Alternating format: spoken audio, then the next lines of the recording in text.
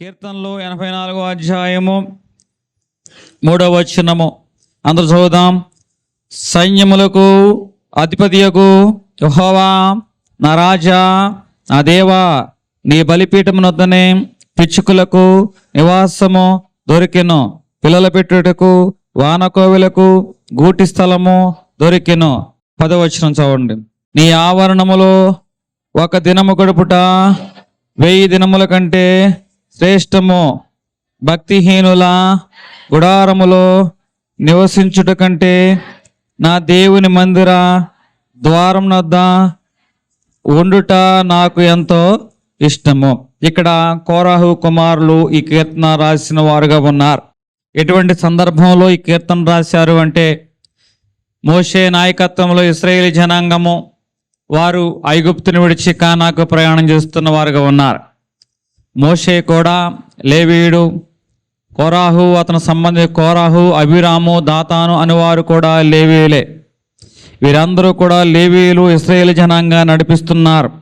కానీ జరిగిన విషయం ఏమిటంటే, వారు మోషే యొక్క నాయకత్వానికి వ్యతిరేకంగా మాట్లాడుచున్న వారుగా ఉన్నారు. ఇదిగో మోషేనైనా దేవుడు, మోషేనైనా ఏర్పాటు చేయబడిన వాడు, మేము కూడా లేవీయులమే, మేము కూడా మాకు ఆ ధర్మం ఉంది అని నాయకత్వాన్ని ప్రశ్నిస్తున్న వారుగా ఉన్నారు. మోషే అన్నిటినీ సహిస్తూ ఇశ్రాయేలు జనాంగాన్ని ముందుకు నడిపిస్తున్నాడు. కానీ ఒకరోజు సర్వసభ్య సమాజము దేవుని యొక్క మందిరానికి వెళుతూ ఉండగా కోరాహు, అభిరాము, దాతాను అని ముగ్గురు ఏం చేశారంటే, దేవుని మందిరానికి వెళ్ళనీకోకుండా ఇశ్రాయేలు జనాంగాన్ని ఆటంకపరిచిన వారుగా ఉన్నారు. అలా ఆటంకపరచుట వలన మోషే అన్నిటినీ సహించాడు, కానీ దేవుని మందిరానికి ఆరాధించడానికి ఆటంకపరిచే వారిని చూచి చాలా బాధ అనిపించింది.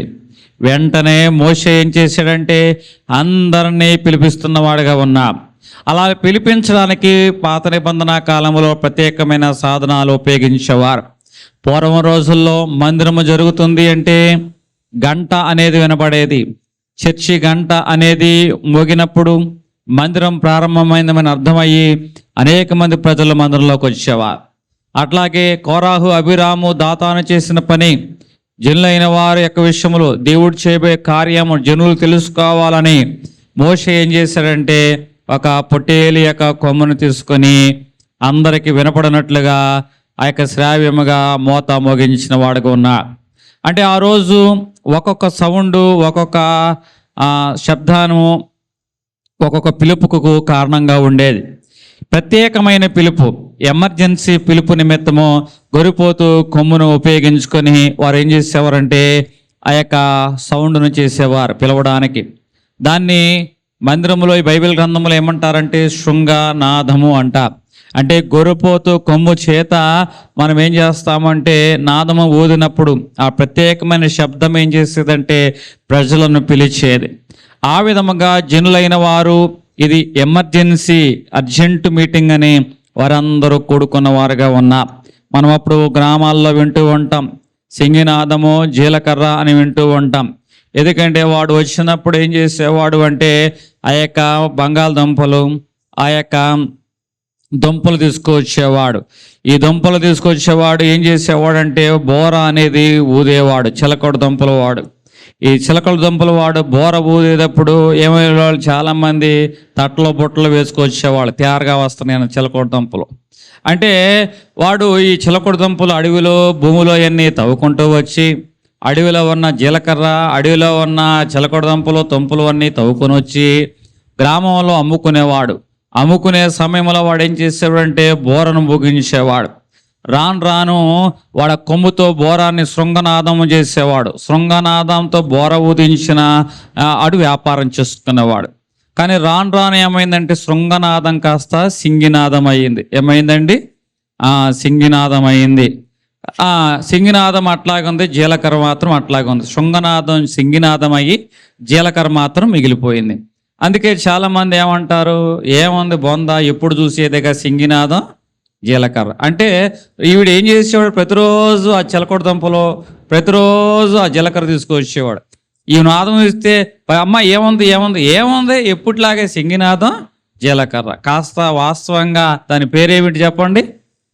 శృంగనాదము. ఏమిటి? శృంగనాదము. ఆ నాదాన్ని ఆ రోజు మోషే ఏం చేశాడంటే పలికించిన వాడుగా ఉన్నాడు.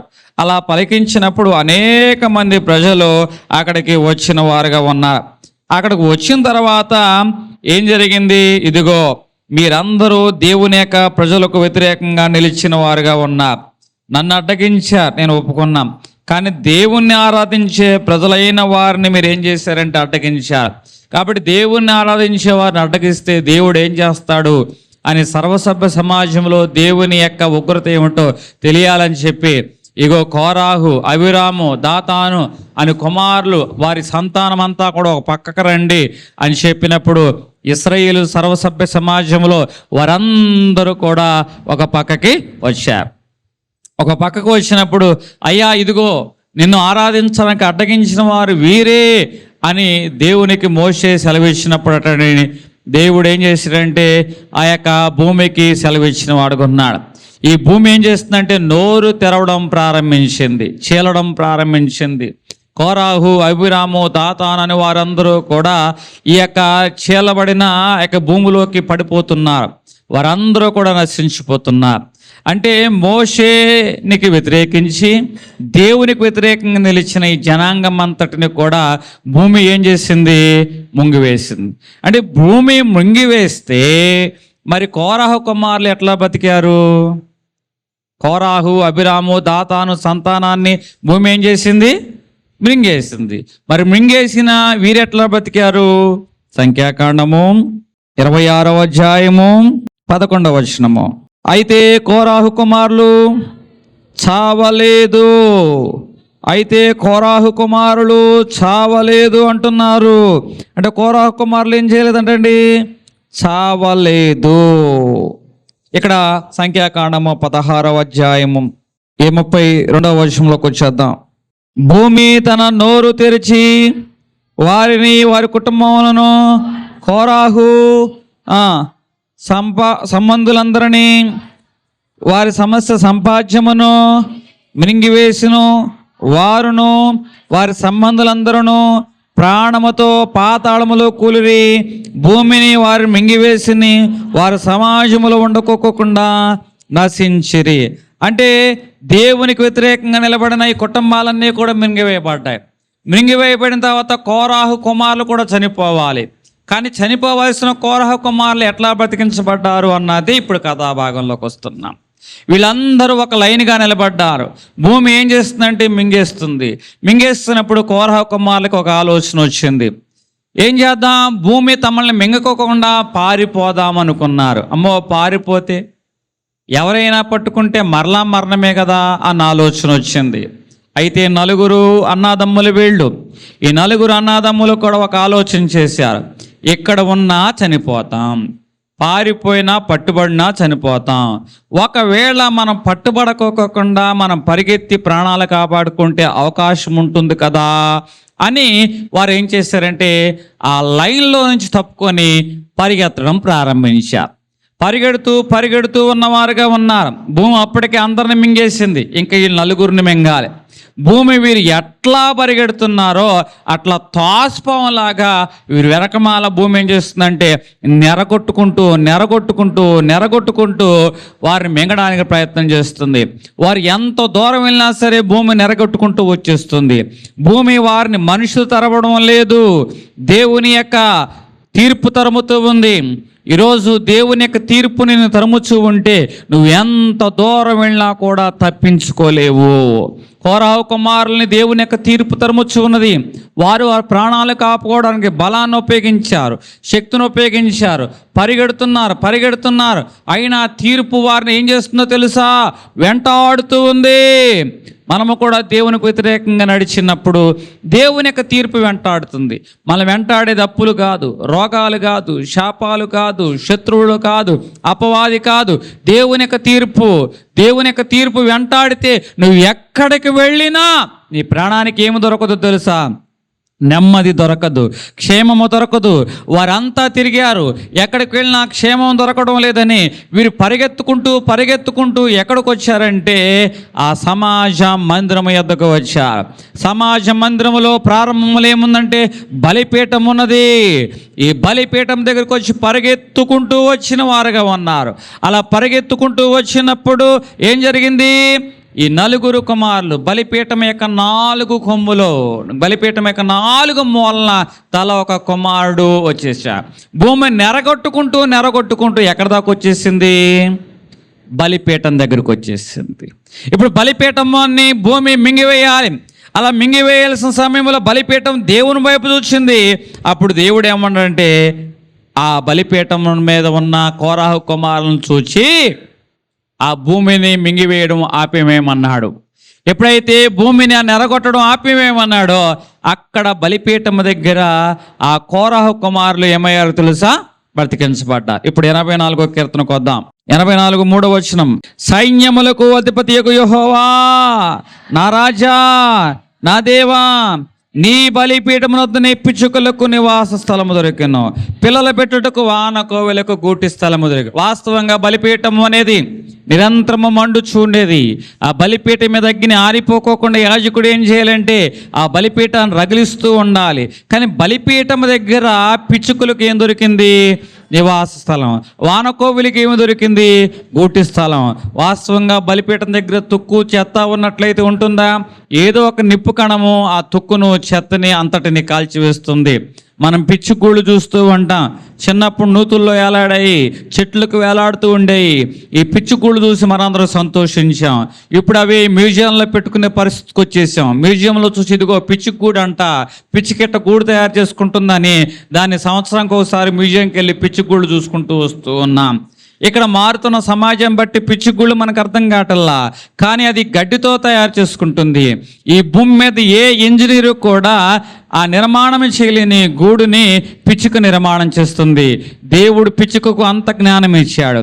ఆ పిచ్చుక గూటికి మీద చిన్న నిప్పురవ్వబడిన ఏమైపోతుందంటే కాలిపోతుంది. కానీ అక్కడ ఆ బలిపీఠం దగ్గర నిరంతరం గణగణ మండుచున్న ఆ బలిపీఠం దగ్గర పిచ్చుకలకు ఏం దొరికింది? నివాస స్థలము దొరికింది. వాన కోవిలకు పిల్లలు పెట్టుటకు ఏమి దొరికింది? గూటి స్థలము దొరికింది. వాస్తవంగా వానకోవిల పిల్లలు పెడుతుందా? వానకోవిల ఏం కొడుతుంది? గుడ్డు పెడుతుంది. ఏం పెడుతుంది? గుడ్డు పెడుతుంది. ఈ గుడ్డును ఎవరు పొదగాలి? కాకి పొదగాలి. ఈ కాకి పొదిగిన తర్వాత ఆ గుడ్డు పెరిగి అది కోవిల రూపం ధరించిన తర్వాత, కాలం మారిన తర్వాత ఇది నా జాతి కాదని కోత కూయడం ప్రారంభించిన తర్వాత అది తన జాతిలో కలుస్తుంది. వాన కోవిల గుడ్డి పెట్టే పనే, కానీ పిల్లలను పొదిగే పని మాత్రమే కాదు. కానీ ఇక్కడ బైబిల్ గ్రంథంలో ఏముందంటే వాన కోవిల. ఇంతకీ వాన కోవిల అంటే ఏంటో తెలుసా లేదా మీ అందరికీ? వర్షం వచ్చేటప్పుడు మనం ఏం చేస్తాం? అది కుయ్యమని కోతకు వస్తుంది. చిన్నప్పుడు మనం కూడా అరుగుల మీద కూర్చొని, రోళ్ళ మీద కూర్చొని దాంతోపాటు మనం కూడా ఏం చూసేవాళ్ళం? కోత కూసేవాళ్ళం. నీ కోత బాగుంటే అది కూడా ఏమైంది? కోత కూసేది. నీ కోత మధురంగా లేకపోతే అదేమయ్యేది? అలిగి మూతి తిప్పుకునేది. మళ్ళీ కూసినా కూడా అది మాత్రం కూసేది కాదు. అంటే వాన వచ్చే ముందు అది ఏం చేసేది? కోయిలు కూస్తూ ఉంటే ఒక సంకేతం. ఏమిటా సంకేతం? వర్షం వస్తుందని సంకేతం. ఇక్కడ వానకోవిల గురించి మాట్లాడుతున్నాం. వానకోవిల పిల్లలు పెట్టదు, గుడ్లు పెడుతుంది. వానకోవిల అది పొదగదు, కాకి పొదుగుతుంది. కానీ ఇక్కడ వానకోవిలకు పిల్లలు పెట్టేటకు గూటి స్థలము, బలిపీఠం దగ్గర పిచ్చుకలకు నివాస స్థలము. అంటే ఇక్కడ అర్థం కాని విషయాలు కనపడుతున్నాయి, అసాధ్యమైన విషయాలు కనపడుతున్నాయి. దేవుని సన్నిధానంలోకి మనం వచ్చినప్పుడు మన జీవితంలో కూడా అసాధ్యమైన పరిస్థితులు దేవుడు సాధ్యంగా మారుస్తాడు. హల్లెలూయా. మనుషుల దృష్టిలో అది అసాధ్యము, సమాజం దృష్టిలో అది అసాధ్యము. నీ కంటితో, నీ ఆలోచనతో, నీ మేధస్సుతో చూసినప్పుడు అది అసాధ్యము. మనుషులకు అది అసాధ్యమే. దేవుని సన్నిధానంలో సమస్తము సాధ్యమే. హల్లెలూయా. ఎందుకంటే మందిరములో ఎండిపోయిన కర్ర ఉంది, ఇది అసాధ్యము. కానీ తెల్లవారికి వచ్చేపాటికి ఆ ఎండిపోయిన కర్రకి చిగురు వచ్చింది, ఆ యొక్క పూత వచ్చింది, ఫలం వచ్చింది, పండు వచ్చింది. అంటే ఒక చెట్టులో చిగురు, పూత, ఫలము, పండు. ఎన్ని అనుభవాలు కనపడుతున్నాయో చూడండి. ఎక్కడైతే ఏదైతే అసాధ్యం అంటారో అసాధ్యమైన పనులు దేవుని యొక్క సన్నిధిలో సాధ్యపరచబడను గాక. లాజరు చనిపోయాడు, ఇది అసాధ్యం, కానీ దేవుడు అంటున్నాడు అసాధ్యాన్ని చూసి బయటికి రా అనగానే మరణము జీవాన్ని ధరించుకొని బయటకు వచ్చింది. ఈరోజు నీ జీవితంలో ఏది అసాధ్యంగా కనపడుతున్నాయో దేవుని యొక్క సన్నిధి వాటన్నిటినీ సాధ్యపరచును గాక. ఇప్పుడు బలిపీఠం దగ్గర ఎవరు కనపడుచున్నారు? కోరాహు కుమారులు కనపడుచున్నారు.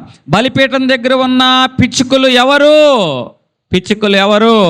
కోరాహు కుమారులు. బలిపీఠం దగ్గర ఉన్న వానకోవెలి బిడ్డలు ఎవరు? కోరాహు కుమారులు. ఇప్పుడు ఈ కోరాహు కుమారులు ఏం చేస్తున్నారు? బలిపీఠం దగ్గర ఉన్న వారు అనుకుంటున్నారు, వరే బాబు ఎట్టగొట్ట మన బతుకు, మన బస్ స్టాండ్ అయిపోయింది అనుకున్నాం, కానీ బతికి బట్టగట్టావురా బాబు, ఇంత మట్టికి చాలు అని మరలా ఎవరికి వారు మరలా పాత మార్గంలో వెళుతున్నారు. అప్పుడు చిన్నవాడు అంటున్నాడు, అన్నయ్యలారా ఎక్కడికి వెళుతున్నారు మీరు? దేనికి వెళుతున్నారు మీరు? మన ప్రాణం కాపాడుకోవడానికి అటు ఇటు పరిగెట్టాం, ప్రయాసపడ్డాం, కష్టపడ్డాం, కానీ మన ప్రాణాన్ని కాపాడుకోలేకపోయామే. మన తల్లిదండ్రులు, మన వంశం మన మీదకి దేవుని తీర్పు తీసుకొచ్చింది. ఈ తీర్పు మనల్ని ఏం చేస్తుందంటే నాశనంలోకి నడిపించిందే. కానీ ఈరోజు మనం బతికామంటే, బట్ట కట్టాము అంటే ఈ దేవుని సన్నిధే కదా, ఈ బలిపీఠమే కదా. ఈ బలిపీఠం లేకపోతే మన బ్రతుకు ఏమవును? కాబట్టి ఇక మన జీవితం అంతా కూడా ఇక్కడే ఉండాలి. ఎందుకురా? ఎట్లా కొట్ట బతికి బట్ట కట్టాం కాబట్టి మన బతుకుదాం అంటూ ఉంటే ఈ 10వ వచనం కొద్దాం. నీ ఆవరణములో ఒక దినము గడుపుట 1000 దినముల కంటే, భక్తిహీనుల గుడారములో నివసించుట కంటే నా దేవుని మందిర ద్వారం దగ్గర ఉండుట నాకెంతో ఇష్టము అంటున్నాడు. అన్నయ్యలారా, మన తండ్రి భక్తిహీనుడిగా ఉన్నాడు, కోరాహు భక్తిహీనుడిగా ఉన్నాడు, అభిరాము భక్తిహీనుడిగా ఉన్నాడు, దాతాను భక్తిహీనుడిగా ఉన్నాడు. ఆ భక్తిహీనుల గుడారాల్లో నివసించాం, కానీ దేవుని యొక్క తీర్పు మనల్ని ఏం చేసిందో తెలుసా? తరిమింది. దేవుని యొక్క తీర్పు మన వంశాన్ని మింగింది. ఇదిగో వాళ్ళ గుమ్మాల్లో వీళ్ళ గుమ్మాల్లో ఉంచాం, కానీ మనకు నెమ్మది లేదు కదా. ఈరోజు మన బలిపీఠం దగ్గర, ఈ మందిరములో, ఈ ఆవరణములో ఒక్క దినం గడిపాం కదా. ఈ ఒక్క దినము 1000 దినాల కంటే శ్రేష్టంగా ఉందంటున్నా. ఈరోజు దేవుడు సూటిగా నీతోనే మాట్లాడుతున్నాడు. ఆ గుమ్మం ఈ గుమ్మం దగ్గర కాదు, దేవుని సన్నిధానంలో నువ్వు గడిపినట్లయితే ఈ ఒక్కరోజు 1000 దినాల కంటే దేవుడు శ్రేష్టంగా మార్చునుగాక. హల్లెలూయా. ప్రభు యొక్క సన్నిధి గురించి నేను మాట్లాడుతున్నా, దేవుని మందిరము గురించి నేను మాట్లాడుతున్నా. ఎవరైతే దేవుని సమీపించేవారుగా ఉంటారో, ఎవరైతే దేవుని సమీపించి సన్నిధానాన్ని అనుభవించేవారుగా, లోకములో నువ్వు ఎంత జీవనం గడిపావో నాకు తెలియదు, కానీ మందిరములో గడిపిన ఒక్క దినము నువ్వు గడిపిన 1000 దినాల కంటే శ్రేష్టమగునుగాక. హల్లెలూయా. దేవుడు అటువంటి కృపలో మనెల్లరిని నిలుపునుగాక. ప్రార్థన చేసుకుందాం. మహాపరిశుద్ధమైన మా తండ్రి, ఇప్పటి వరకు ప్రభువా మేము అనేకమైన విషయాలు మాట్లాడుకో, నీ మందిరంలో ఒక్క దినము గడుపుట 1000 దినముల కంటే శ్రేష్టమా. భక్తిహీనులు గుడారములో నివసించుట కంటే నా దేవుని మందిర ద్వారం దగ్గర నివసించు నాకు ఇష్టపడుతున్నా.